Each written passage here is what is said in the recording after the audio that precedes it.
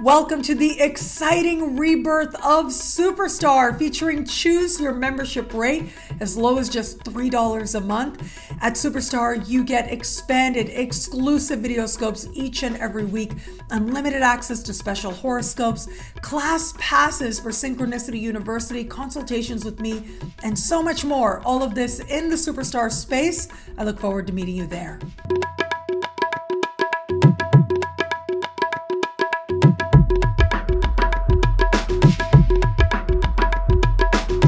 Hello, fabulous friends, fans, and superstars. Welcome to your horoscope for the week of August 14, 2022. I am your astrologer, Nadiya Shah. Thank you for being here. It is a remarkable astrological week, without a doubt. Big moves happening in the sky now. And so much of this week is about understanding ourselves on a heart level and understanding how we want to take what we feel on a heart level and use that as part of understanding ourselves more, but also how other people help facilitate that understanding as well. It is quite a remarkable sky. I mean, we start the week with two big celestial connections playing out that I think are both so important. On the one hand, we have the sun standing across the sky from Saturn. On the same day, we have got Mars speaking in supreme harmony with Pluto. This is right out of the gate on Sunday. With the sun in the sign of Leo, its home sign of Leo, there is that focus on heart, but Saturn asks us to get honest. Saturn opposite the sun can bring with it a moment of genuine humility, a reality check moment perhaps, a moment where maybe we're being hard on ourselves as well. And so it's going to be up to us to decide whether what we are feeling and what we're telling ourselves is actually rooted in healthy self-value. And I think the healthy self-value and the potential of it is there. What we have on the same day with Mars trine Pluto, well, this is one of my most favorite energies, because this to me is all about self-knowledge, granting us tremendous power. It is about understanding how to best use our power and recognizing where we don't have power. But truly, this is the ability to be a force of positive transformation in our own lives and in the lives of others as well. As I thought of this sky and the energy playing out, especially that Leo sun opposite Saturn, I was thinking about a wonderful creator that I've discovered. Actually, I've been watching her for a few months now. She's been growing so much. She's not an astrologer at all, just a brilliant creator. And her name is Kidology. And I will link to the video that I'm referring to below. And so if you've watched creators online, you know that sometimes we'll create videos like this one. And then sometimes we'll do live streams as well. Some are more inclined to live streams than others. So she does these short 20, 30-minute video essays, but then she'll also do these live streams that will go on for over 3 hours. And so she recently did this live stream that was all about modern dating, because she's really into examining and looking at modern culture philosophically and otherwise. And there was a moment in this live stream that she did. And what happened was one of the people watching the live stream sent her a super chat. And so what a super chat is when a creator you like is doing a live stream, you might want to send them some money. And when you send them that money, you can actually write something. And it tends to get their attention a little bit more. Partly because it ends up being brightly colored in the chat box. But also that is one of the things and how creators sort of might create income for themselves, is having those live streams can be profitable depending on the creator. There was somebody who sent her a super chat. And in this super chat, the person asked something and it was quite cheeky, like, let's put it that way. Essentially what it came down to, this person said, why would anybody get married if Instagram girls are just giving it away on Instagram? Like, that's essentially what this person said. And Kidology gave this incredible 25-minute reply that was philosophical and introspective and intellectual and respectful. And it just gave me a whole new level of respect for her. I'll tell you, I absolutely loved that reply. And as she was quoting different philosophers and giving this question and answering this question with respect, which was quite incredible to watch her to do, what was amazing is that her answer really came down to one thing. And that is something that philosophers have been exploring. Really, we can go all the way back to Plato and Socrates. And what this is connection. We as human beings have a genuine need to feel connected to each other. And it is a feeling of isolation that can truly be a sense of a burden on the soul, on the heart. Now, when I talk about connection, it doesn't have to be romantic connection necessarily. I think that we as human beings have a profound need to know another person and to feel known by another, to feel as if we can truly be ourselves, we can be vulnerable, we can be emotionally bare and still be accepted, still be respected. And we have a need to give that to others as well. Now, some people might find that in romantic relationships. There's this whole other layer of intimacy that happens when it isn't just emotional, but there's also that component of being physically bare to another person as well. That can reach a very deep part of our psyche and our unconscious. But that doesn't mean that that piece of it is necessary. I think about how so many people, in particular, I'm thinking of Scott M. Peck, one of my most favorite 1980s and 90s self-help writers. And I remember going through a phase where I read so many of his books. He wrote the book, The Road Less Traveled. I must have read that book so many times back in the day. And essentially, Scott M. Peck talked about how addiction is in part a desire to commune. It is a desire to know the deep and profound connection we felt when we were in the womb of our biological mom. And it is the search for that bliss that might and could, when not addressed in other ways, in healthy ways, can lend itself to addictive behaviors. And so what are healthy ways that we can actually find that bliss that we seek so dearly? Well, one is cultivating a spiritual practice, this we know. But it's also by being somebody that cultivates trust in others and having people that we feel we can trust enough to truly feel a connection, an authentic connection, not rooted in performance, not rooted in just one face that we may show, but to know that there are people in our lives that we can really share with, those things that we may not share with everybody else. And to know that it's okay is a profoundly healing thing. It is what keeps us searching for connection again and again. But it's whom we search for connection with that is key here.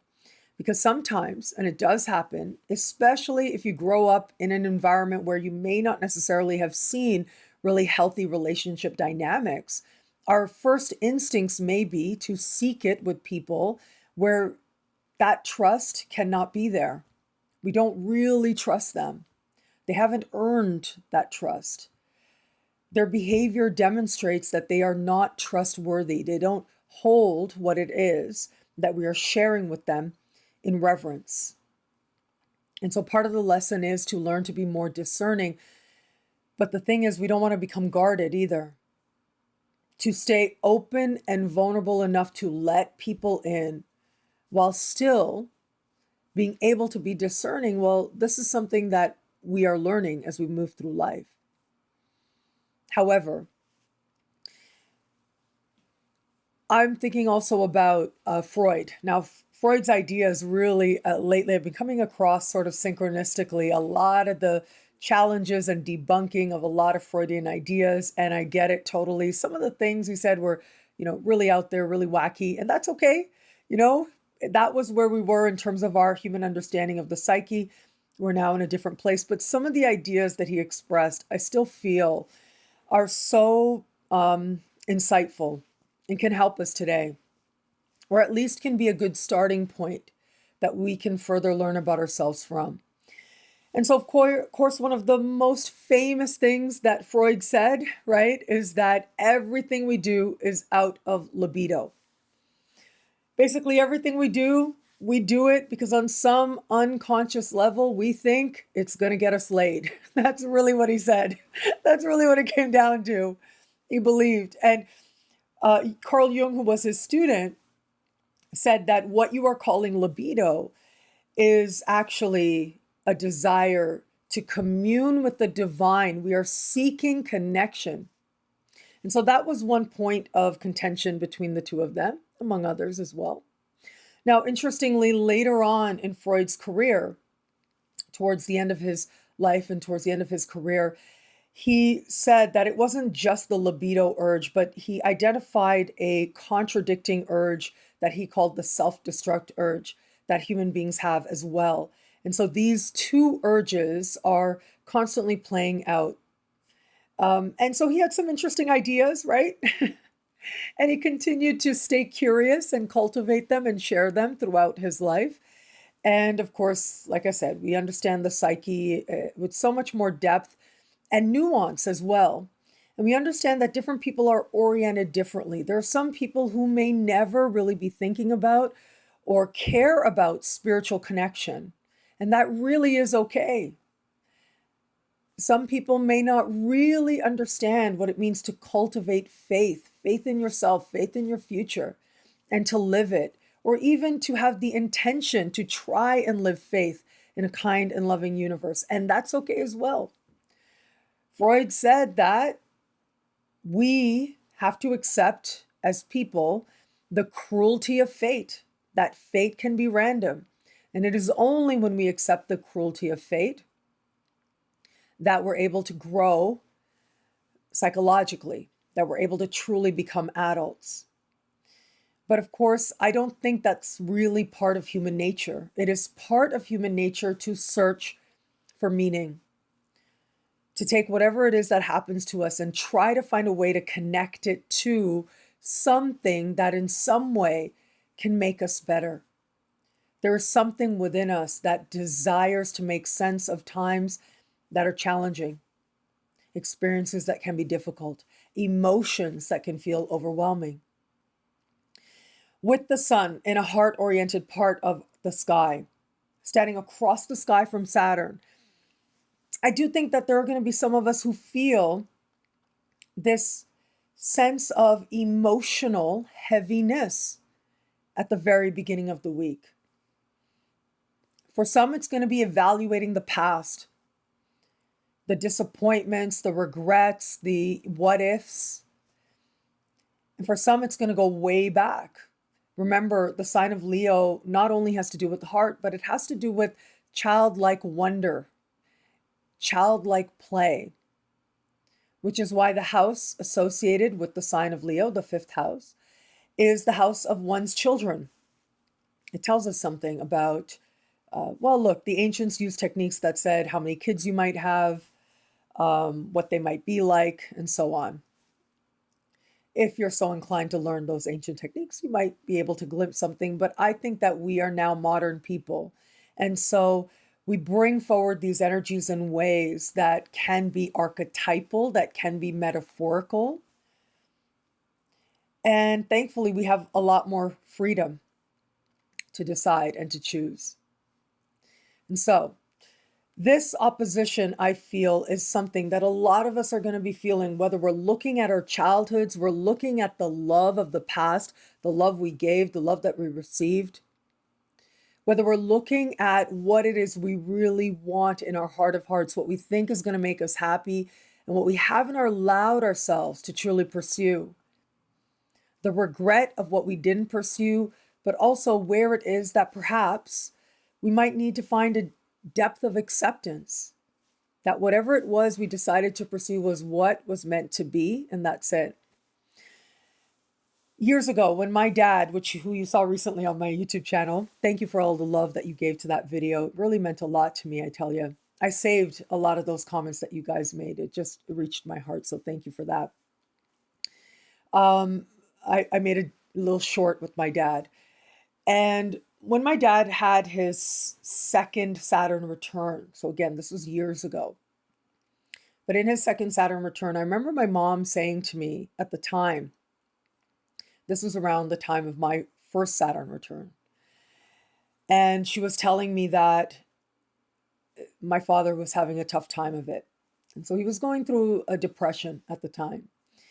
And I remember her saying to me, it isn't because of the things that didn't work in life. It's because of the things that he didn't try.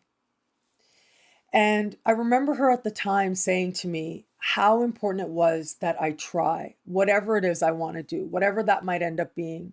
It doesn't even matter what it is, as long as I try. And so she was like, I will never stop you from doing whatever it is that you feel you want to do. Because if you try, then at least you can be at peace with whatever it is that happens. How at peace can you be now with what it is that you tried or didn't try or didn't work? Because ultimately, with his second Saturn return on the other side of it, he had to walk that journey to make peace with it.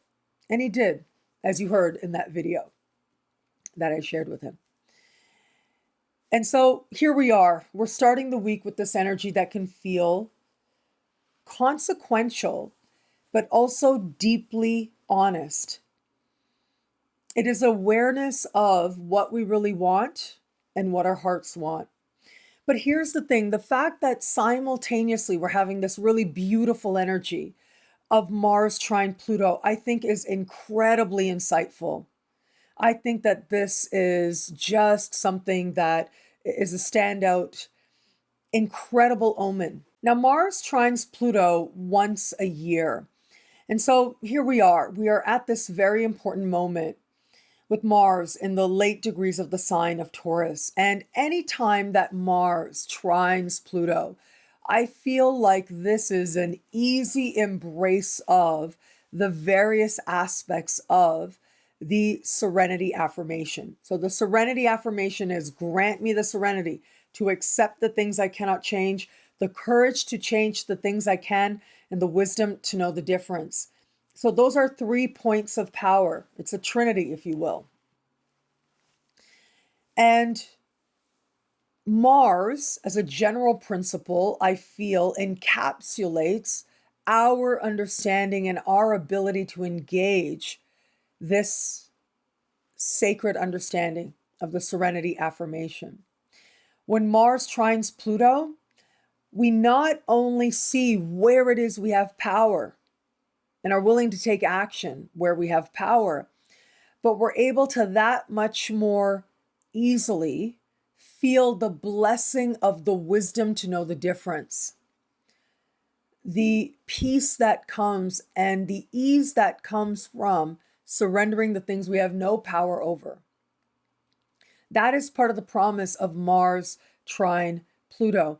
Now, this time that Mars and Pluto are trine, they are in Earth signs. And interestingly, next year when they trine, it's going to be right around the same time next year. Again, they will be in Earth signs as well. And what that tells me is that this is about how our lives, in a practical sense, are different or better in some way. How we notice tangible rewards for incorporating the serenity affirmation, for understanding the serenity affirmation. How we're able to demonstrate that we understand this in a way that brings not only self-knowledge, but also an awareness of our power. It helps us to feel powerful. And that in turn, really, to be aware of one's own power, to have that sense of self-knowledge, makes us unstoppable. but in a good way. You don't want to be a law unto yourself and an adrenaline junkie. That's the square, right? That's not what we have here. This is the trine. It is an easy integration of energy that feels like a blessing. The peace that comes from knowing where you have power and where you don't, and truly being okay with it. The peace that comes from actively understanding that the search for wisdom in and of itself has its rewards. And one of the rewards by searching for meaning, especially in moments that are challenging or feelings that are challenging, that self-knowledge that we gain is a reward. As I was looking at this energy, I was also thinking about all those times in life when something happens and it seems like this is bad, this sucks, right? We've all had those moments when we're like, oh, I don't want to deal with this. Oh, this is not good. However, in engaging life on life's terms, in addressing it, in moving through it, we end up either putting ourselves on a path, or we end up connecting with certain people. We end up aligning with certain lessons. It ends up leading to truly incredible outcomes that could not have happened any other way had we not had that challenge. Now, I want to say that that's not to say there aren't things in the world and in life that are not hard or unjust or tragedies or cruelties. Absolutely there are. And we as human beings should do everything that we can to minimize that in as much of the world as we can. But whatever it is you've walked, whatever it is that's happened to you, if you're here now, it means that you have more to do in this lifetime, full stop. And if you're here now, it means that whatever was painful and challenging, you can find a way to use it so that you become more wise and more loving as well. The gift of that is what is likely to reveal itself to us in the first days at the beginning of the week. Now, as we navigate further on Tuesday, Mercury trines Uranus. Now, I have to say, this is good news, light bulb moments, feeling elated. This is the freedom that comes after we've walked that path of feeling the burden of the past or of reality, some difficult sense of acknowledgement, whether that's what a truth of a situation is externally or the truth of what we feel. And at the same time, we feel empowered by understanding the power we have. And then we get to Mercury trine Uranus, good news all around, breakthroughs all around. This is where the rewards come for that inner work that we do at the beginning of the week. Mercury right now is moving through the sign of Virgo, and this is where Mercury is considered exalted. So this is the sign that Mercury most loves to be in of all the zodiac. And it is here with Mercury at the height of its power that Mercury is speaking in supreme harmony with Uranus, a planet that brings surprises. With this trine, this easy energy, it is delight. It is leaping into a future as a result of the information or the letter or the document or the development that happens. We feel free. We feel like we can actually be ourselves. We feel like we can speak as ourselves. And this is an awareness that comes on that can also help us to feel as if we're aligning with a future that we like, that we're excited about. And so, yes, for some of us, it can be practical opportunity. Again, we've got earth signs here. So things are manifesting differently. They are changing in real ways. But also personally as well, because awareness, truth, epiphany, when you change within, everything outside of you changes. It's incredible how those moments when there's inner chaos, as we move through life, as we look outside, that's more of what we see. But when something becomes clear within us, maybe when we look outside, maybe not a lot has changed on the surface, but we see it all differently. Our world has transformed because something within us transformed. And that's the promise here. This is the leap. This is cold turkey, leaving behind what we no longer need and feeling grateful for it. But it's also a sense of seeing how quickly we can manifest something else. This is that good news finding us, that letter, that email finally coming through, and feeling lightness and ease as a result in a way that truly brings a sense of excitement for what is yet to be.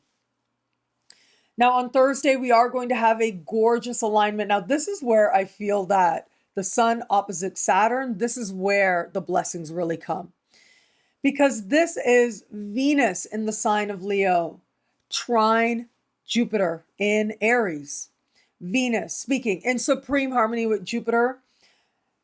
This is such a contrast to the energy at the beginning of the week with the Sun in the sign of Leo standing across the sky from Saturn, where that energy was very consequential, very responsible. It is this energy of Venus trine Jupiter that is light, that is free, that is open.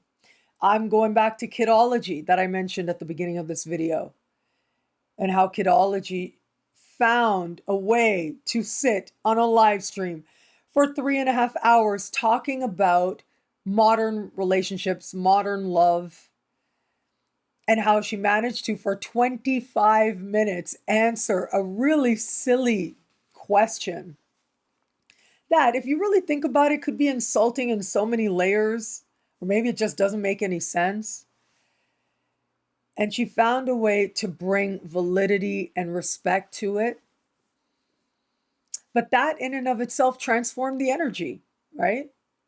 Yes, she brought intellect, but it also lightened the energy as well. And I think that it comes down to love.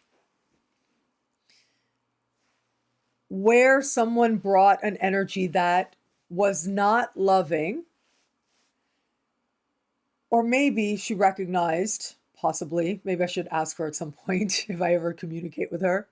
Maybe she recognized that underneath the surface there was some attempt at love there. But someone said something cheeky and silly to be nice. You could describe it that way. And she answered it with love. And that in and of itself changed the whole dynamic. It changed the whole understanding. The happiness, the bliss, the joy that we seek, this is where we feel that we connect to it. The way in which we're able to respond to what at the beginning of the week might feel really challenging. How love can change just about anything. Another idea that I really wanted to be sure to talk to you guys about as well was Arthur C. Brooks. He's somebody that I follow online, and he writes these beautiful books, I have to say, and does different podcasts and things like that. I love following him. He has a regular column in The Atlantic as well. And he writes a lot about things like happiness and being at peace with yourself and forgiveness. So these are the topics that he talks about and writes about. He's brilliant. And he recently did Oprah's podcast, and he posted a little clip of it, and I shared it in my Instagram stories. I said, do yourself a favor, watch this. And he talked about the seven habits, or the 7 things that all people who live really long and healthy and happy lives, what are those 7 things that they all have in common? To live a long, healthy, happy life. He's talking to people in their 90s here, right? Who are still able to engage life and be active, but also have happiness within them as well. And so, of course, the first 4 were very oriented around, how you take care of yourself. But the thing was, it was the last one that really stood out to me. And it was this idea, I think so the first 4 were health related, like don't drink, don't smoke, stuff like that. The 5th one was saying something like, don't ruminate over old wounds and hurts and the things of the past that you think have wronged you. Like ruminating is one way to really kill happiness. Like that is one way to really age yourself really quickly, when we ruminate on past hurts and people who did us wrong and hold grudges, right? But it was the last thing he said that really stood out to me, and that was to bring love, to have the intention of love. And to me, it was that changed and really speaks to the whole of the 7 that he was speaking of. This idea that, yes, life has its hurts. Sometimes people will not be fair with us. Sometimes people can be mean, especially when we truly were powerless, like when we were children. It can happen.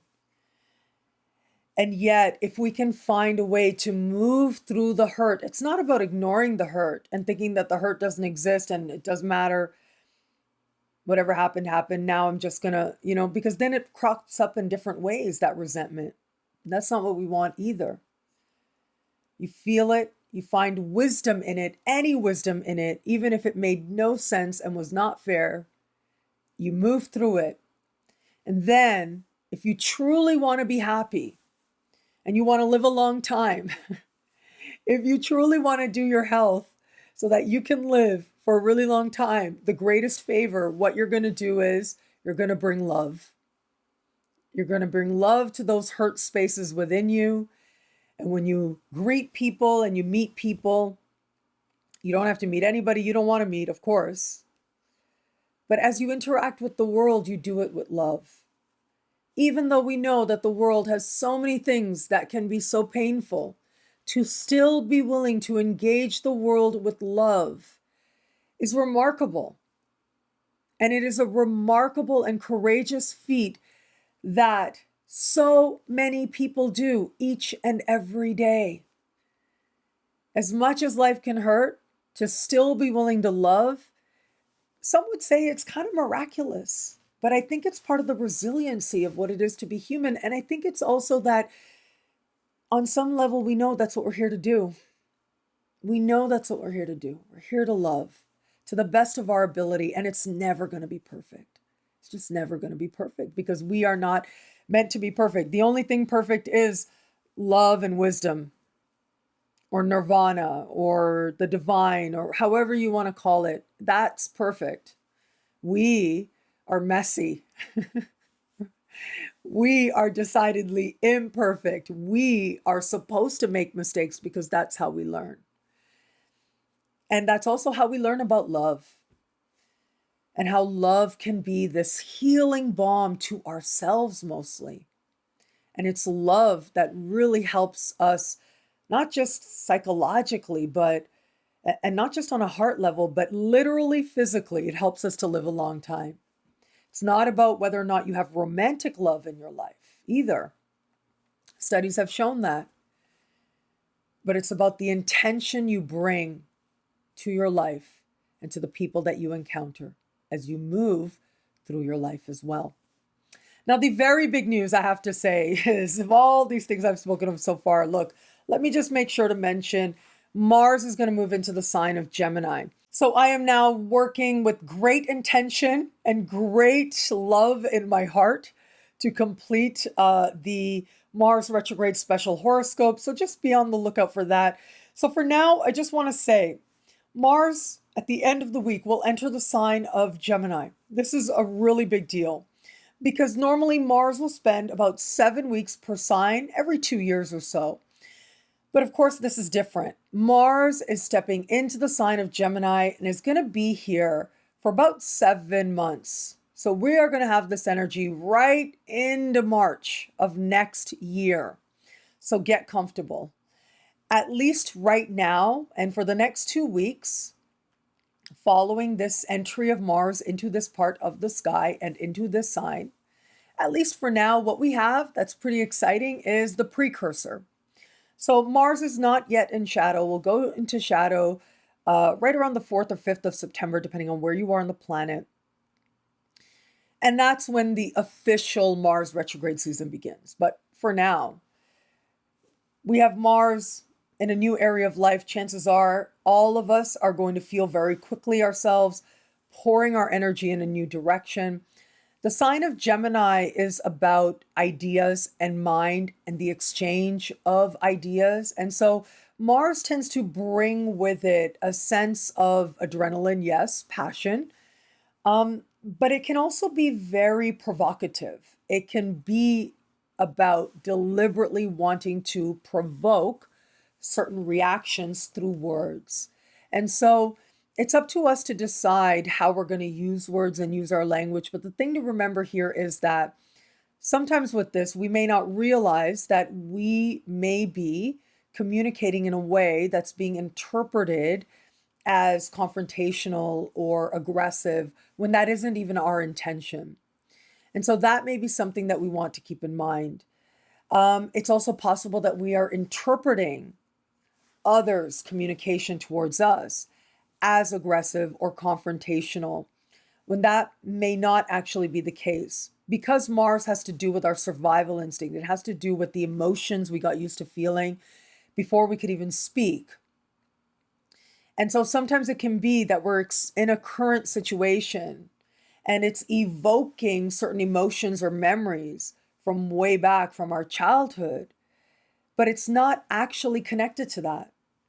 It actually doesn't have anything to do with that.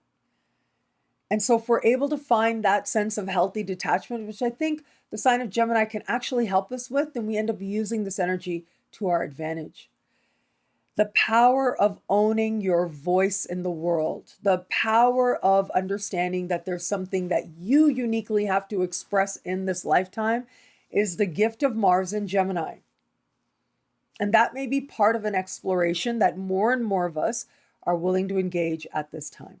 So again, I'll have a lot more to say about Mars in Gemini in the weeks ahead, so please be on the lookout for that. What I love about this week for us, wow, so much going on in the sky, right? Without a doubt. And what I'll say is, with so much focus on heart, with the sun opposite Saturn in the beginning of the week and the sun in the sign of Leo. And then we have Venus in the sign of Leo, the sign of heart, trine Jupiter, magnifying the power of our heart. I think a lot of us are going to be looking at what we want in our heart of hearts. We're going to be looking at what love means to us, the fun, the ease, the joy that love and enjoying life and pleasure and happiness can bring, but also that sometimes happiness is work. Sometimes love can be fierce. It asks us to get really honest with ourselves, even if it's hard. But that can also be when love is especially rewarding. And where it is that that love that we earn is directed towards a true sense of acceptance for ourselves. That is a different thing. That is that much more rewarding. Now, when I say love yourself, of course, I want to make the distinction. We can get into a space of being in our own minds, in our own world, and that ultimately makes our world smaller when we give ourselves too much importance, when we take ourselves way too seriously. That is ego. And there's a reason why the Buddha and these ancient spiritual teachers talked about the importance of freeing ourselves from the false self, the false ego. But the healthy ego values itself, knows that you are worthy of your own acceptance. You are worthy of your own love. That is not about the unhealthy ego. That is about acceptance for exactly where you are in your life right now, knowing that it has its perfection and knowing that it's part of your unique journey towards greater love and greater wisdom. And that includes love for you as you are now. Well, thank you so much for watching. What do you love about this week? Let me know in the comments below. I love reading you guys, and to prove it to you, here are some of my most recent favorite comments. Thank you to everybody who likes, who comments, who subscribes, who shares, who thumbs up. All of it means so much. I thank you. Thank you for the love that you bring. And of course, if you want to know how all this wonderful stuff this week speaks to you in your sign, log on to NadiyaShahSuperstars.com, where you get expanded, exclusive video scopes each and every week for each and every sign for as low as just $3 a month with chooser membership rate. Now, higher tiers get you things like all access passes to Synchronicity University events, consultations with me, and so much more. All of this in the Superstar space. I look forward to meeting you there at NadiyaShahSuperstars.com. Link is in the description below. Synchronicity University has some truly incredible programs coming up this September, and right now they are choose your tuition rate for a very limited time. As we start this week, there's only about 2 weeks left to choose your tuition rate, as low as just $5 a class with our world famous choose your tuition rate. Well, look, I'm so proud of the incredible programs we have coming up, the truly brilliant speakers as well. I am going to start with my friend Ursula Stockder. Ursula is a Jungian analyst celebrated in Mexico, and she's taught all over the world. She's also very prolific in astrology and tarot. She's read my astrology chart. It was very on, I'll tell you. This was a few years ago. And here we are, and I'm so excited that she's coming back to Synchronicity University, and she's going to be teaching on the tarot from a Jungian perspective, astrology and tarot, and understanding the tarot as a conversation with your unconscious, which is what Carl Jung and the studies that he did around the tarot also asserted. So she has such a wealth of knowledge. I'll tell you, she is so in depth. She teaches from heart, but she's also really able to help you to fortify a personal connection to your tarot deck. And so she's going to be looking at different paintings. There's going to be an exploration of colors, of numbers, and then she's going to go through each of the tarot cards as well, helping you to understand the elements, the court cards, the major arcana, and so much more. This is a truly unique opportunity. Ursula never teaches at this rate, as low as just $5 a class, and it's a 5-part course. So this is a very rare opportunity to learn from someone so brilliant, so intuitive, and just someone who brings such expertise to helping you to understand your relationship to the tarot. I really hope that you will join this. I think that this is a course not to miss. So you can go to synchronicityuniversity.com. You can learn a lot more, so you can see exactly what each class entails, and you can sign up there right now. Remember, for a very limited time, there are days left to choose your tuition rate as low as just $5 a class at synchronicityuniversity.com. Synchronicity University presents an incredible speaker series coming up this September 2022. And right now, for a very limited time, it is choose your tuition rate as low as just $5 a class, an unheard of rate to learn from this caliber of astrologer. I love that I'm able to make my classes so accessible, and I love that I'm able to bring forward and bring together all these incredible astrologers. So let me introduce you to them. A lot of them you've seen before at Synchronicity University. They are that popular. They were that loved that they are now back. And Colin Bedell certainly is one of them. He is a superstar on social media.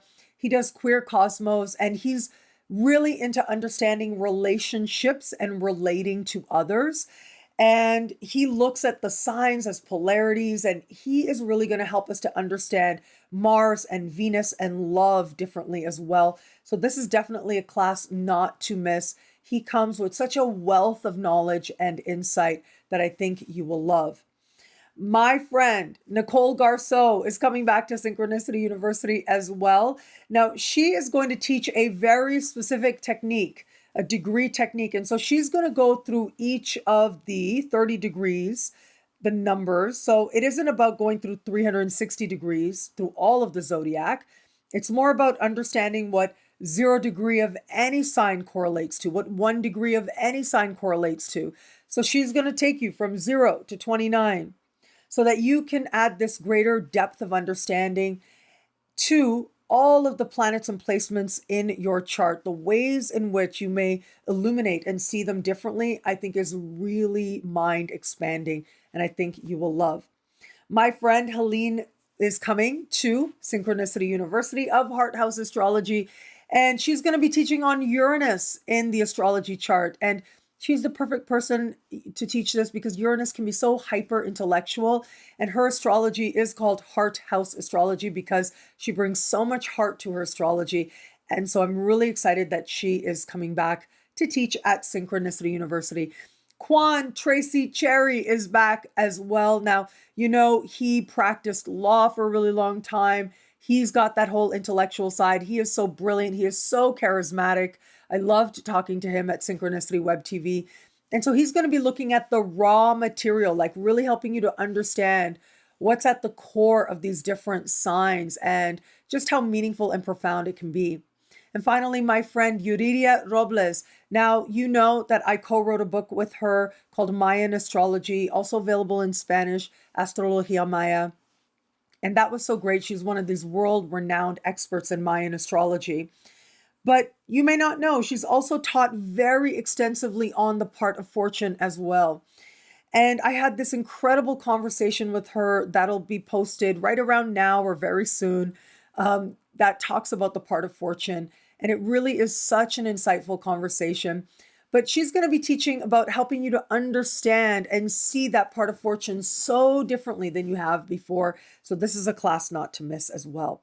So remember, the September 2022 speaker series is Choose Your Tuition Rate for a very limited time. Moving forward from here, we literally have days. We'll look as we start the week. We've got about 2 weeks left or so of Choose Your Tuition Rate to learn from these incredible astrologers as part of the September 2022 speaker series. Link is in the description below. And Synchronicity University presents the one and only Acyuta-bhava Das YouTube phenomenon, Acyuta-bhava Das. I absolutely love his astrology. He brings so much love to his astrology, and we are so fortunate to have him come to Synchronicity University for a very limited time. It is Choose Your Tuition Rate, as low as just $5 a class, an unheard of rate to learn from the likes of Acyuta-bhava Das. And he's going to be teaching on the mystical roots of ancient astrology. He's going to take you through signs, through houses, through planets, and really help you to see your chart so differently from a mystical perspective. He's the perfect person to teach this because, as I said, he brings a lot of love, but it's a mystical love oriented towards a genuine love for the divine and having this understanding that is also very intellectual. What I mean by that is he knows his stuff. That's what it comes down to.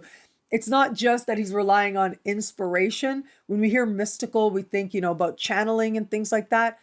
Yes, of course. You can see that this is a person who is teaching from a place of deep connection to source, but he is also someone who has done the work, who has learned his stuff and has a wealth of knowledge and so much to teach. He's the perfect person to be teaching mystical roots of traditional astrology, of ancient astrology. This will help you see your chart completely differently as you understand the mystical implications of the different signs, planets, houses, and so much more.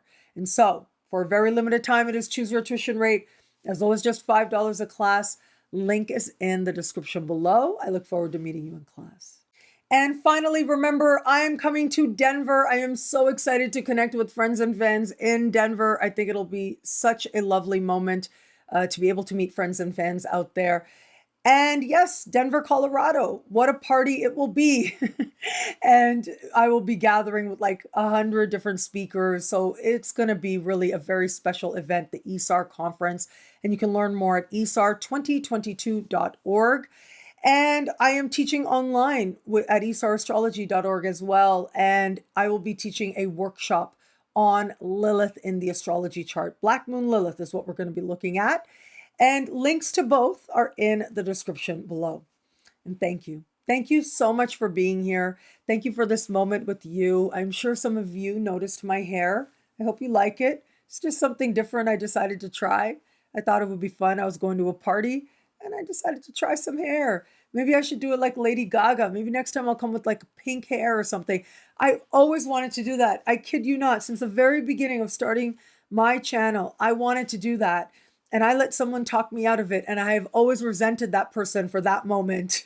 Not like I'm ruminating in it. Don't get me wrong. I made my own choices, but it's never too late to start, right? Why not? I could do that. I could get pink extensions. I could get extensions in all kinds of colors. Nothing wrong with that. It's just hair, as I like to say. And in this case, it really is just hair. So I'm looking forward to having fun. Well, this was nice sharing it with you. Let's see what happens next. I don't know. Uranus is so active right now. Uranus is stationing on my south node. Let's see where it takes me, right? That's the thing with these outer planet transits. You really don't have any control. If you really think about it, when you have an outer planet transit, the whole point of an outer planet transit is to say, you don't have any control. Just when you think you know what's going to happen, it's like the universe has a plan of its own.